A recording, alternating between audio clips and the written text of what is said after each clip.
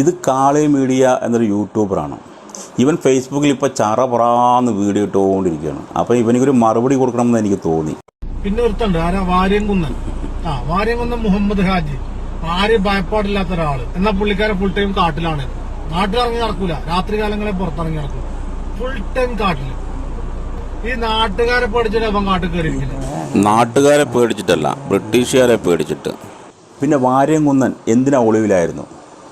British അധിനിവേശത്തെ തുടർന്ന് ആ നാട്ടിലെ ജനങ്ങളെല്ലാം ബ്രിട്ടീഷുകാരുടെ മുമ്പിൽ അടിമകളാവണം എന്നുള്ളൊരു സിറ്റുവേഷൻ വന്നപ്പോൾ ഒരാണിനെ പോലെ പടപൊരുതിയവനാണ് വാര്യംകുന്നൻ.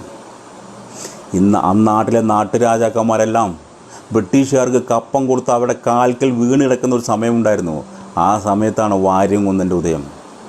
ബ്രിട്ടീഷുകാരുടെ മുഖത്ത് നോക്കി പിറന്നു വീണ മണ്ണിൽ നിനക്കൊന്നും കപ്പം തരില്ല എന്ന് ഉറക്കെ പ്രഖ്യാപിച്ചുകൊണ്ട് അവരോട് യുദ്ധത്തിനിറങ്ങിയവരാണ് ആണാണ് വാര്യംകുന്നൻ. എങ്ങനെ? അംഗബലവും ആയുധബലവും ഇല്ലാത്ത വാര്യംകുന്നൻ കുറുവടി കൊണ്ട് ബ്രിട്ടീഷുകാരുടെ പീരങ്കിയും തോക്കിന് മുന്നിൽ പൊരുതിയവനാണ് വാര്യംകുന്നൻ. ഒരാണിനെ പോലെ മരിച്ചു വീണവനാണ് വാര്യംകുന്നൻ. ആ വാര്യംകുന്നനെ നീ പറയുന്നു കള്ളനെന്ന്. കൊള്ളാവടാ കൊള്ള.